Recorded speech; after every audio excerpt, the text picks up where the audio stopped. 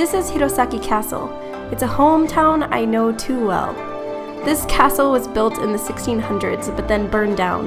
It was rebuilt in the 1800s and it's the only castle that was rebuilt before the modern era. The castle is currently under construction and they moved it, but you can definitely still see it. At Hirosaki Castle right now, and it's very quiet, so I just feel like I should be quiet. I think this is one of my favorite castles. I love it because there's a lot of like vegetation and trees and gardens and places to sit. A lot of people come to run and do exercise. This place is huge. The castle's not so big, but the whole area around it is just so wide and like vast. So there's lots of activity going on. There's little parks over there. Hirosaki Castle actually has 1,200 cherry blossom trees, so it's actually the best spot to see cherry blossoms when you come to Japan. A lot of people don't know that. If you walk inside, there are a few artifacts you can take a look at.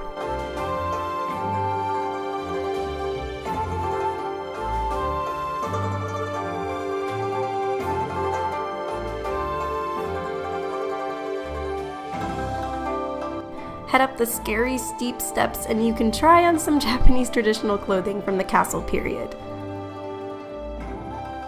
Tyler looks smashing. Look at this. Royalty.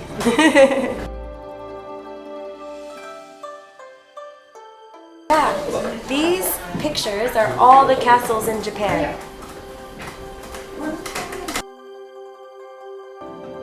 At the top of the castle, a museum of photos of all the castles in Japan are displayed along the walls. It's definitely my dream to see them all. Scariest thing in my life. Yeah.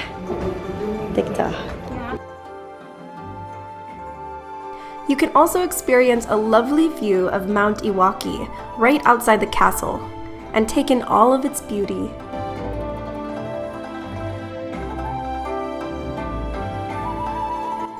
I searched my Planetyze guidebook for all of this information and more, so go and check it out. The botanical garden is one of my favorites. We didn't have too much time to see it, but I've been here before and it's huge.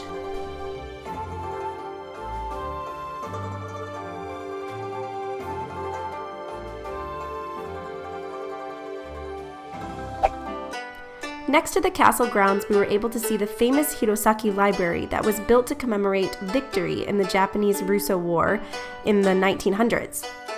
It was used as a library until 1931. This library was a building that stood out the most because of its Western-style structure. Inside, you can explore the rooms and look at the artifacts that used to cover the library's offices and shelves.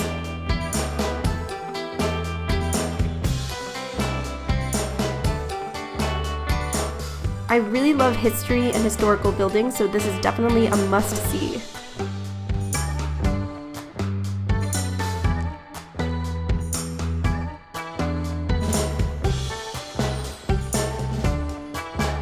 Behind the library is a miniature city of Hirosaki.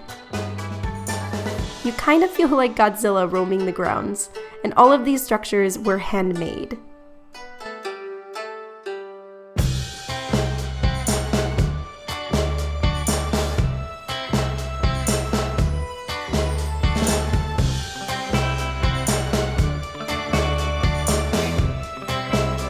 Hirosaki never used to have a Starbucks, but I'm happy to announce that this Japanese-esque Starbucks building literally blew my mind and is a new addition to Hirosaki City.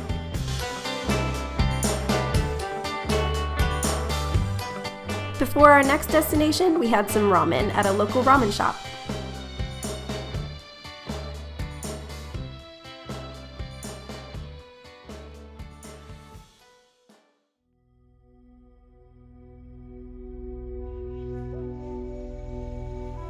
We decided to stop at Senringai Street, which is a street aligned with multiple temples. So I learned that there's 33 temples down this street, which is pretty cool. It's really pretty. There's one on here. I don't even know which one to go to. At the end is Choshoji Temple, which was a temple built for Tsugaru lords. The gate to the temple was built in 1629. It's one of the oldest temples you can see in this prefecture, and pretty incredible to look at. This is probably the creepiest temple that I've ever been to. It's very old looking, which makes it really cool to come see. They haven't renovated this gate, this temple, in a while. Maybe some parts they have, but I believe they haven't because it was built with a specific type of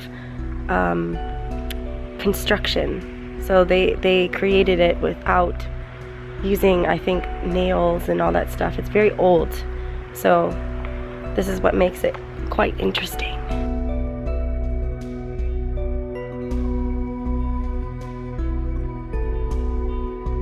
His eyes, look at his eyes. Holy crap. So all of these temples are used to protect the castle, which is nearby. So that's why there's a line of temples plus this one, which is pretty cool. Check out the Planetyze guidebook if you're interested in coming here.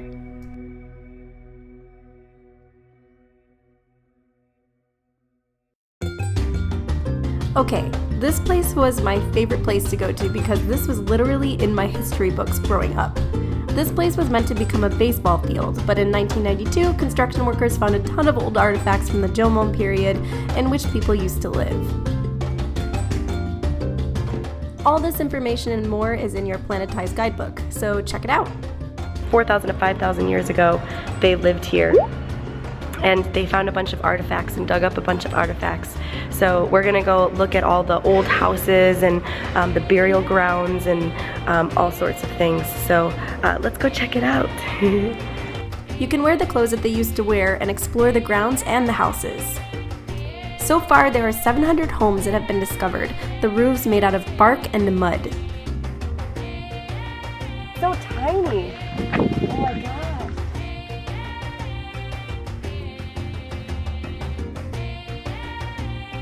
There's straw.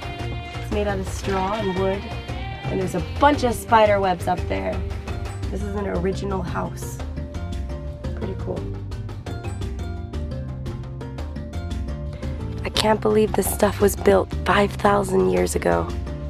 This place is just gorgeous. Valleys and trees, and it's amazing. Let's go in this one.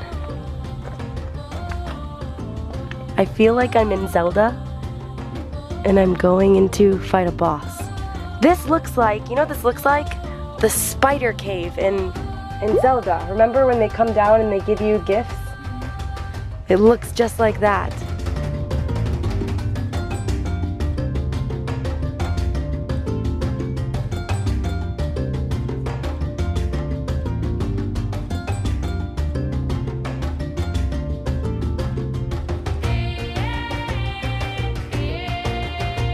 There's so much that you can discover on this plot of land, including tombs of adults and children. Some homes were even built on stilts, like this one. So this is a 3-floor structure that they recreated, and it's supposed to be a replication of a building that was standing here in the past. And they dug all this up. This building was recreated the way they thought it looked in the past. The roof wasn't recreated because there were so many theories as to how it was built.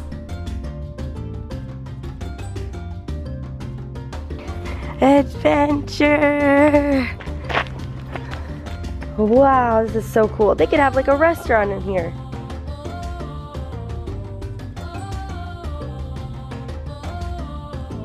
At the end of your adventure, you can check out the Jomon Period Museum, where they have multiple artifacts on display.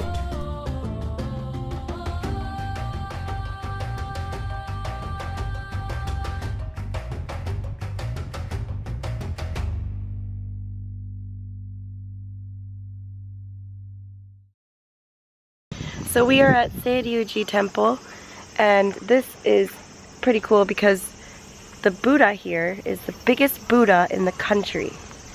So we're excited to see that. But over here is the pagoda, another pagoda. And this was founded in 1982, I believe, so it's fairly new, fairly recent, but yeah, it's really cool here. Seiryuji Temple houses pinwheels just as Mount Osore had done. They represent children or unborn children who have passed.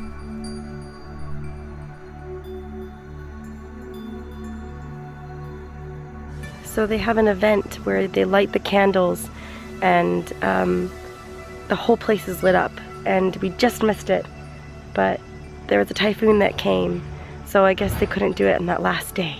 You can still see the candles that are aligned along the path still. If you guys would like to know any more information, please check out the Planetyze guidebook app once again.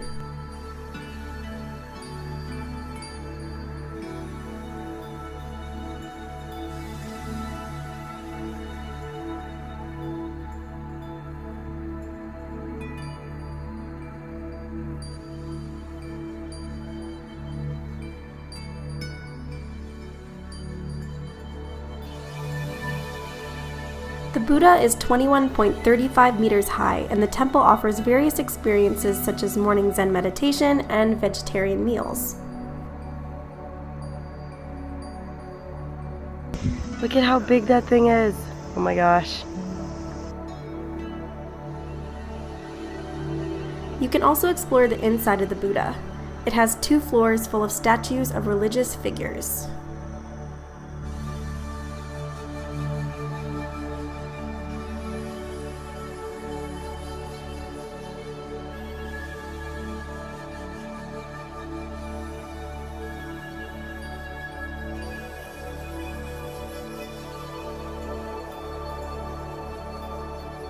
Drink tea while you relax. It's completely free.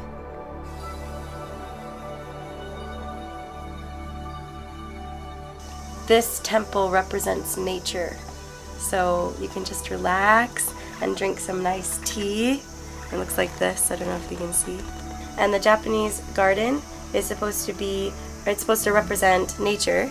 So the white is the ocean and the rocks are like the mountains. So this is a very peaceful place. I like peaceful places. And there's lots of nature, and it's a really cool place to come see. Even though it's a short time, you can see this and many other things in one day. So this should definitely be on your list if you come to Aomori Prefecture. The grounds are open from 8 to 5:30, April through October, and 9 to 4:30, November through March. Hey guys, don't forget to subscribe, like this video, and download the Planetyze guidebook for more information and book tours for these places today. Also, from now on, I'll be doing live shows on the LiveStar app every Sunday, Monday, and Wednesday mornings here in Japan. It's free, so search Liz Kelly and chat with me about anything you'd like. I'm thinking it's going to be at 9 a.m. Japan time, so please check that out. Also, follow me on all my social media platforms for any announcements or updates. I launched my blog/website, strawberriesaurelife.com, so check out extras and information that didn't make it to this video. All this and more is linked below, and I'll see you guys in the next video.